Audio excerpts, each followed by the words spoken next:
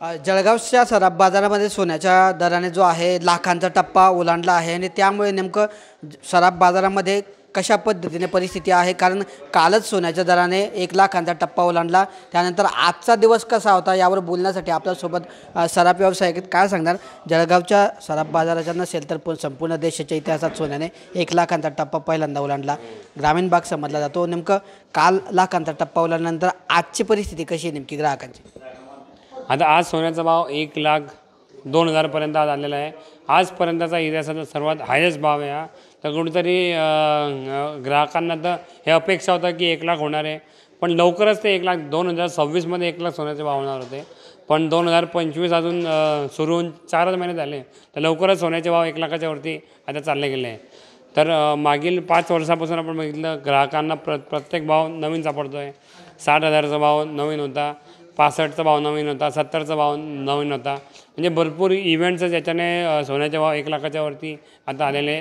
Russia युक्रेनचं युद्ध आहे, interest rate cut आहे, सेंट्रल बँक बाईंग्स आहे, ETF बाईंग्स आहे, आणि रिसेंटली रशिया युक्रेनचा चायना आणि US जो टॅरिफ वॉर जो सुरू आहे त्याच्यामुळे शॉर्ट टर्ममध्येच सोन्याने 9,000ने जवळजवळ सोन्याचे भाव 22 दिवसात वाढलेले आहे। हो, आपण जर बघितलं तर याच्या आधी जे वर्ष गेल्या अनेक वर्षांचा विचार केला तर जेवढं एका वर्षामध्ये सोन्याने तेजी गाठली की शॉर्ट टर्ममध्ये सोन्याचे भाव वाढत गेले, तरी हे पहिल्यांदाच घडले। आता गेल्या 6 वर्षात आपण बघितला रेकॉर्ड 10%ने सोनं वाढतं, 6%, 10%, 9% असं सोनं वाढतं, पण हे तर 10 दिवसातच आता 10 दिवसात 10%ने वाढलेलं आहे, एका वर्षात 25%ने वाढलेलं आहे। तर कुठेतरी ही जी ग्रोथ आहे सोन्यामध्ये इन्व्हेस्टरसाठी खूप मॅसिव्ह ग्रोथ आहे। आणि आपण ग्राहकांचा विचार केला, ग्राहक जुनं सोनं जे घेतलेलं होतं त्याच्यात प्रॉफिट बुकिंग करत आहे कोणी, पण एकीकडे लग्नाचे जे आहे ग्राहक लग्न आहे घरी तर सोनं तर घ्यावंच लागणार आहे। आपल्या इंडियामध्ये भावाचा विचार न करता लोक सोनं घेतात, पण फक्त ते लग्नापुरतीच मर्यादित झालेलं आहे आता सध्या सोनं।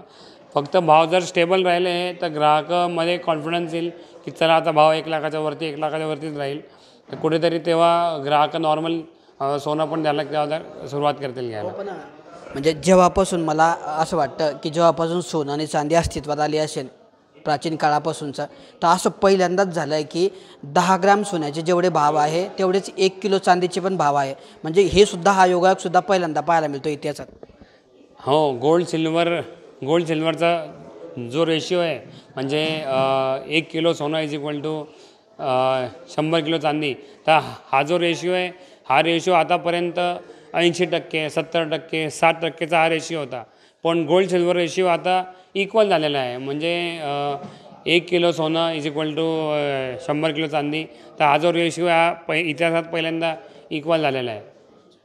तर हे होते आपल्यासोबत सराफ व्यावसायिक की त्यांनी सांगितलं आहे की सोन्याचे जे वर्षभरामध्ये किंवा गेल्या 6 वर्षात 10% प्रमाणे सोन्याचे चांदीचे दर हे वाढत असतात, मात्र या वर्षामध्ये एकाच महिन्यात 10 दिवसामध्ये 10% सोन्याच्या दरात वाढ झालेली आहे। हा सुद्धा इतिहास या ठिकाणी पाहायला मिळतो आहे। तर दुसरीकडे 10 ग्रॅमच्या सोन्याचे भाव आणि 1 किलो चांदीचे भावसुद्धा सारखे असल्याचा हा योगायोगसुद्धा या इतिहासात पहिल्यांदाच या ठिकाणी पाहायला मिळतो आहे। कुठेतरी त्यामुळे निश्चितच या सर्व गोष्टींचा जो आहे ग्राहकांवर परिणाम झालेला आहे असं सुद्धा या ठिकाणी मत सराफ व्यावसायिकांनी व्यक्त केले असून आगामी काळामध्ये सोन्याचे दर वाढतात की कमी होतात याबद्दल आता तरी सांगणं कठीण असल्याचं सुद्धा त्यांनी सांगितलं आहे। त्यामुळे कुठेतरी ग्राहक जे आहेत संभ्रमात असल्याचं मत त्यांनी या ठिकाणी व्यक्त केलं आहे। किशोर पाटील, TV9 मराठी, जळगाव।